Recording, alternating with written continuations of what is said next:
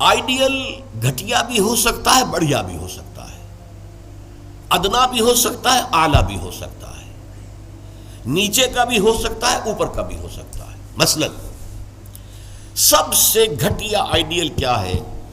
اپنی ذات، اپنا مفاد، اپنا علو، گویا کہ اس کا آئیڈیل اپنی ذات ہے۔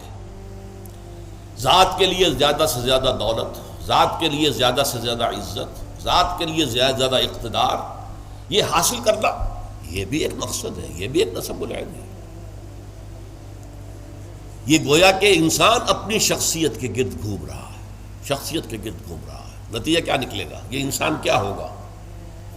جھوٹا ہوگا، دغا باز ہوگا، دھوکہ دے گا، بائی ہک اور بائی کروک یہ چیزیں حاصل کرنے کی کوشش کرے گا۔ مقصد ہے دنیا میں سربلندی، جیسے کہ سورہ قصص کے آخر میں کہا گیا لا یریدون علوا فی الارض ولا فسادا، یہ زمین میں بلندی حاصل کرنا، اس سے تو فساد پیدا ہوتا ہے۔ وہ کیوں اونچا ہے، میں کیوں نہ اونچا ہو جاؤں؟ تو اپنی حریم ذات ہی کے گرد جو ہے وہ چکر لگا رہا ہے۔ تو ظاہر بات ہے کہ جو اس آئیڈیل پر ہے وہ اخلاقی اعتبار سے انتہائی گھٹیا ہوگا، اس لیے کہ قرآن کہتا ہے ان النفس لامارۃ بالسوء، نفس جو ہے وہ تو برائی ہی کا حکم دیتا ہے۔ دولت مطلوب بن گئی، مقصود بن گئی، تو بائی ہک اور بائی کروک، بائی حلال اور بائی حرام، بائی جائز اور بائی ناجائز، اس لیے کہ مقصود ہے۔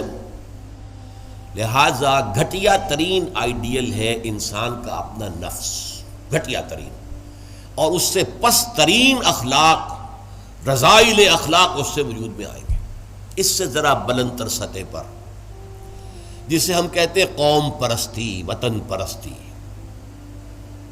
If a person is a really nationalist person، اب نیشن، آج کل تو آپ کو معلوم ہے نیشن سٹیٹس کا تصور ہے، وطن بھی نیشن کی اور بنیاد پر بنتا ہے۔ تو نیشنلزم قوم پرست، پہلا آدمی کون تھا؟ خود پرست، وہ پرستش کر رہا تھا اپنی، خود پرست، سیلف سینٹرڈ، اس کا مطلوب و مقصود اپنی بلندی، اپنی دولت۔ لیکن یہاں اس سے ذرا بلندتر ہو گیا معاملہ، میں اپنی قوم کے لیے محنت کروں گا، قوم کی سربلندی کے لیے، قوم کی آزادی کے لیے، قوم کی عزت کو برقرار رکھنے کے لیے، اپنے وطن کے لیے کٹ بھروں گا، اپنے وطن کی آزادی کے لیے قربانیاں دوں گا۔ ایک بہتر کردار وجود میں آئے گا کہ نہیں؟ یہ شخص جو ہے اپنی قوم سے کبھی جھوٹ نہیں بولے گا، باقی دنیا سے بولے گا۔ آپ کو معلوم ہونا چاہیے ویسٹرن مورالٹی کیا ہے۔ اپنے ہاں وہ ایک بلی کے اوپر بھی ظلم ہوتا نہیں دیکھ سکتے، کسی کتے کے اوپر ظلم ہوتا نہیں دیکھ سکتے، لیکن دوسری قوموں کو ہلاک کرتے ہیں، اور وہ سمجھتے ہیں کہ ویپنز آف ماس ڈسٹرکشن ہمارا حق ہے، ہمارے پاس تو ہے، کسی اور کو نہیں ہم اچیو کرنے دیں گے۔ یہ مورالٹی ان کی، وہ اپنی قوم کے لیے ہے، کوئی جھوٹ نہیں بولے گا، دھوکہ نہیں دے گا، غداری نہیں کرے گا، اپنی قوم، اپنے وطن سے سچے ہیں۔ لیکن اس کے باہر نہ ان کی محبت ہے، وہ اپنے ہاں تو کہیں گے لو دائی نیبر ایز دائی سیلف، لیکن بقیہ قوموں کے ساتھ ان سے بڑا ظالم کوئی نہیں، انٹرنیشنل لیول پر آ کر ان سے بڑا جھوٹا، ان سے زیادہ فریبی، ان سے زیادہ دغا باز، ان سے زیادہ دھوکے دینے والا کوئی نہیں۔ لیکن پھر بھی کم سے کم اس شخص سے تو بہتر ہوا جو شخص اپنی ذات ہی کے اوپر سینٹرڈ ہے، خود پرست ہے، نفس پرست ہے۔ اس سے یقیناً ایک بلند تر آئیڈیل ہے وطن پرستی، قوم پرستی۔ یہ قوم پرستی اگر ہے تو ایسا تو نہیں ہوگا کہ قوم کے لیے ہتھیار خریدنے گئے تھے تو زبردست رشوت لے کر گھٹیا ہتھیار خرید لیا، یہ نہیں کرے گا وہ کبھی۔ ہمارے ہاں یہ بھی ہوتا ہے، اس لیے کہ ہمارے ہاں قوم پرستی ہے ہی نہیں، وطن پرستی ہے ہی نہیں۔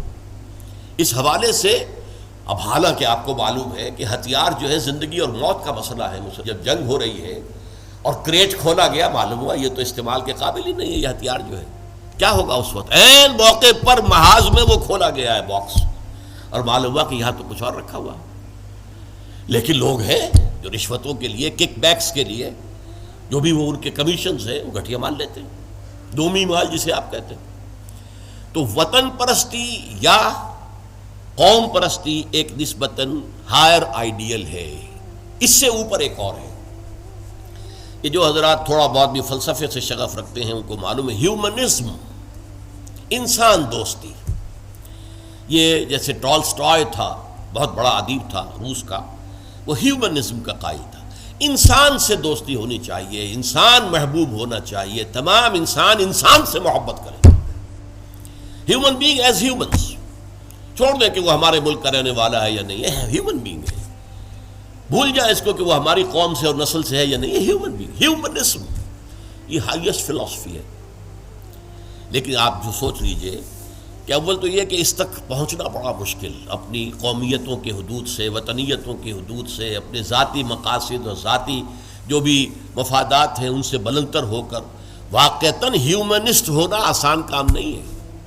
لیکن ہیومنسٹ جو ہے اس کے اندر بھی انسان کی محبت تو آ جائے گی، انسان مطلوب ہو جائے گا اس کا، اور اس اعتبار سے وہ قوم پرست اور وطن پرست سے برتر ایک شخصیت ہوگی۔ لیکن باقی کائنات، حیوانات، اس کے اندر اس کے لیے تو کوئی محبت اس کے اندر نہیں ہوگی، اس کے لیے کوئی شفقت نہیں ہوگی۔ ہیومنزم ہیومن بینگز کے لیے ہے، اس سے اوپر ایک اور ہے، اور وہ ہے کسی نظریے پر انسان کی نگاہ جم جائے، نظریہ کہ انسان کی فلاح کمیونزم میں ہے، ظلم کا خاتمہ کمیونزم میں ہوگا، لہذا اس کمیونزم کے لیے، اس کو فروغ کے لیے، اس کو عام کرنے کے لیے، اس کے پھیلانے کے لیے، لوگوں کو قائل کرنے کے لیے تن من دھن لگا رہے ہیں۔ پھر جن لوگوں نے مان لیا ہے انہیں آرگنائز کر رہے ہیں، سیلز بن رہے ہیں، پھر ایک جد و جہد ہو رہی ہے، کشمکش ہو رہی ہے، زہر کے خلاف جد و جہد ہو رہی ہے، جانے دے رہے ہیں، فائرنگ اسکواڈز کے سامنے کھڑے ہو کر سینہ کھول کر گولیاں کھا رہے ہیں۔ یہ سب کیا ہے؟ ایک تصور کے حسن مبہم پر ساری ہستی لٹائی جاتی ہے، ایک تصور ہے، ایک آئیڈیل ہے، کمیونزم جو ہے ایک آئیڈیل ہے، ایک آئیڈیالوجی ہے، اس آئیڈیالوجی کو اپنا آئیڈیل بنا کر اور پھر جد و جہد اور محنت اور قربانیاں اور ایثار سب کچھ۔ اب ایک ہی چھلانگ ہے، خدا پرستی، ہائیسٹ آئیڈیل، یہ ہے جس کو کہ علامہ اقبال نے کہا ہے، در دشت جنون من جبریل زبوں سے دے یزداب کمنداور، اے ہمت مردانہ، اے ہمت مردانہ، کمند ڈالو اللہ پر۔ یہ اصل میں تشبیہ سمجھیے، آپ ایک اونچی فصیل پہ چڑھنا چاہتے ہیں، کمند ہوتی تھی پچھلے زمانے میں، اب کمند کو پہلے پھینکنا پڑتا ہے، آپ کا زور بازو ہونا چاہیے نا، جب تو آپ پھینکے کہ اونچا جا کر لگ جائے وہاں پر، جتنی اونچی کمند ہوگی اتنا اونچا آپ چڑھ سکیں گے، اس سے آگے تو نہیں جا سکتے۔ کمندی کہیں درمیان میں اٹک گئی ہے تو درمیان میں آپ بھی اٹکے رہ جائیں گے، ٹاپ پر تو آپ نہیں جا سکتے جب تک کہ وہ کمند جو ہے ٹاپ پر نہ لگے جا کر۔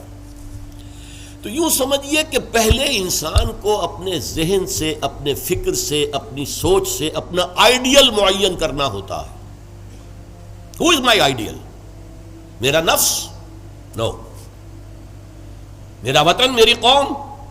نو۔ Human beings? No. Allah, he is my ideal. اس کی محبت، اس کے ساتھ خلوص و اخلاص، اس کے لیے جد و جہد۔ اب آپ دیکھیے، کمیونسٹ کے لیے محبت ہوگی، مزدور کے لیے محبت ہوگی اس کے اندر، سرمایہ دار کے لیے نہیں ہوگی۔ سرمایہ دار تو دشمن ہے، اس کا تو پیٹ پھاڑیں گے ہم، لہٰذا وہ محبت اس کی پوری یونیورسل نہیں ہو سکتی۔ اللہ کو جس نے آئیڈیل بنا لیا، اللہ منزل ماں کبریاست، میری منزل، میرا آئیڈیل، میرا مقصود، میرا مطلوب، میرا محبوب حقیقی اللہ ہے، یہ ہے ہائیسٹ آئیڈیل۔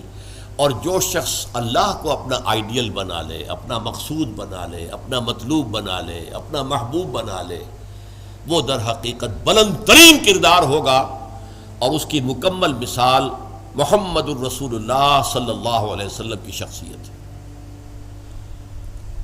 محبوب حقیقی اللہ کے سوا کوئی نہ رہے۔ نصب العین وہی ہوتا ہے جہاں پہ نگاہ جمی ہوئی ہے، اگرچہ اس کے لیے جو محنت کر رہے ہیں وقتی طور پر آپ کا کوئی اور ہدف ہو سکتا ہے، جیسے ہم کہتے ہیں کہ اصل نصب العین تھا اسلام کو دنیا میں غالب کرنے کی جد و جہد، اس کے لیے پہلا نصب العین بن گیا پاکستان کا حصول۔ یہ دوسری بات ہے کہ ہم پاکستان کو حاصل کرنے کے بعد بھول گئے کہ کس لیے ہم نے حاصل کیا تھا، اور اسی لیے ذلیل و خوار ہے۔ انڈیا کے مقابلے میں سر اٹھا کر کھڑے ہونا ہمارے لیے ممکن نہیں ہے، سوائے اس کے کہ ایٹمک ڈیٹرنٹ جو ہے اس کا سہارا لیا ہوا ہے، اور اگر خدا نہ خواستہ میرے نزدیک تو تقدیر مبرم ہے، امریکہ نے یہ آپ سے چھین کر لینا ہے، پھر کیا رہ جائے گا کچھ؟ اس حوالے سے سمجھیے، اسی لیے علامہ اقبال نے دیکھیے کہ وطن کو بھی خدا قرار دیا ہے۔ وطن پرستی، نفس پرستی، وطن پرستی، قوم پرستی، انسانیت پرستی، نظریہ پرستی اور خدا پرستی، یہ ٹاپ پر ہے۔ منزل ماں کبریاست در دشت جنون من جبریل زبوں سیدے یزداب کمند داور، اے ہمت مردانہ اپنے کمند اتنی اونچی ڈالو کہ اللہ کی ذات پر جائے، پھر اللہ کی ذات، پھر اس کمند کے ذریعے سے سیر اللہ، تقرب اللہ، رفتہ رفتہ اللہ سے قریب تر ہوتے چلے جاؤ۔ جیسے کہ آپ کو معلوم ہے، اگرچہ وہ آیت سجدہ ہے، جا کر ایک سجدہ کر لیجئے گا، جو سورۃ العلق جو ہے وہ ختم ہوتی ہے فَاسْجُدْ وَاقْتَرِبْ، بس سجدہ کرو اور قریب ہو جاؤ۔ یہ سجدہ کرنا اللہ سے قرب کا ذریعہ ہے، وَاقْتَرِبْ، قریب ہو جاؤ۔ اس لیے حضور نے فرمایا ہے ان اقرب ما یکون العبد الی اللہ فی السجود، انسان جو اپنے رب سے قریب ترین ہوتا ہے وہ سجدے کی حالت میں ہوتا ہے۔ اپنی انا ختم کر دی، اپنی انا مٹی میں ملا دی، پیشانی اللہ کے سامنے خاک پر رکھ دی، بس یہ گویا کہ جو یہ انا ہی جو ہے ہماری، یہی تو ہے در حقیقت جو ہمارے درمیان اور اللہ کے درمیان حائل ہے۔ اس انانیت کا امکان ختم ہوا تو پھر اللہ کے ساتھ ہمارا بہت قرب ہے۔ یہ ہے ضعف الطالب والمطلوب۔ گھٹیا آدرش ہوگا تو گھٹیا ہی شخصیت وجود میں آئے گی، اگر اعلیٰ آدرش ہوگا تو بلندتر شخصیت وجود میں آئے گی۔ آدرش نصب العین، مقصود، مطلوب، محبوب حقیقی اپنا نصب بھی ہو سکتا ہے، اپنی ذات بھی ہو سکتا ہے۔ اپنے ہی حسن کا دیوانہ بنا پھرتا ہوں، اپنی ہی حریم ذات کا جو ہے طواف ہو رہا ہے، اس سے اوپر ہے ہی نہیں، نگاہ ہی نہیں۔ اس سے ذرا اوپر ہوئے وطن پرست، قوم پرست، اس سے ذرا اوپر ہوئے انسان پرست، انسان دوست، اس سے ذرا اوپر ہوئے ایک نظریہ، تصور، ایک تصور کے حسن مبہم پر کیسے ہستی لٹائی جاتی ہے، زندگی ترک آرزو کے بعد کیسے سانسوں میں ڈھالی جاتی ہے۔ ترک آرزو، یہ آرزو وہی ہے نصب العین۔ میں نے شروع میں کیا عرض کیا تھا، جس شخص کا کوئی نصب العین ہے ہی نہیں وہ تو حیوان ہے۔ کم سے کم وہ شخص بھی جس نے اپنے نفس کو اپنا نصب العین اور مطلوب بنایا، وہ بھی انسان تو ہے، گھٹیا ہے، بہت گھٹیا انسان ہے، لیکن وہ حیوان نہیں ہے۔ جس شخص کا کوئی نصب العین ہے ہی نہیں، وہ تو پیور انسٹنکٹس کی بنیاد پر زندہ ہے۔ قرآن مجید میں سورہ ملک میں کہا گیا ہے افمن یمشی مکبا علی وجہہ اہدی امن یمشی سویا علی صراط مستقیم۔ ایک شخص اوندے منہ اپنے پیٹ کے بل جو ہے گھسٹ رہا ہے، اسے کیا نظر آئے گا منزل کہاں ہے، جانا کدھر ہے؟ ہم اپنے بطن اور فرج کے تقاضوں کی بنیاد پر زندہ ہیں، انسٹنکٹس ہے، جو اینیمل انسٹنکٹس ہے، پیٹ کھانے کو مانگتا ہے، اور ہمارے اندر پروکریشن کے لیے، نسل کو بڑھانے کے لیے جنس کا، شہوت کا جذبہ رکھ دیا گیا، اسی کے لیے اندر زندگی لگا رکھے۔ اس میں بھی کوئی امنگ نہیں ہے، اس میں بھی کوئی اونچے اٹھنے کی خواہش نہیں ہے۔ بس میں کہا کرتا ہوں وہ زندگی نہیں گزارتے، زندگی انہیں گزارتی ہے، زندگی انہیں گزارتی ہے۔ لیکن یہ کہ وہ زندگی گزارنا، وہ تو یہ ہے کہ آپ کا کوئی نہ کوئی نصب العین، کوئی آئیڈیل، کوئی ہائر جو آپ کا ایک مقصود و مطلوب ہو۔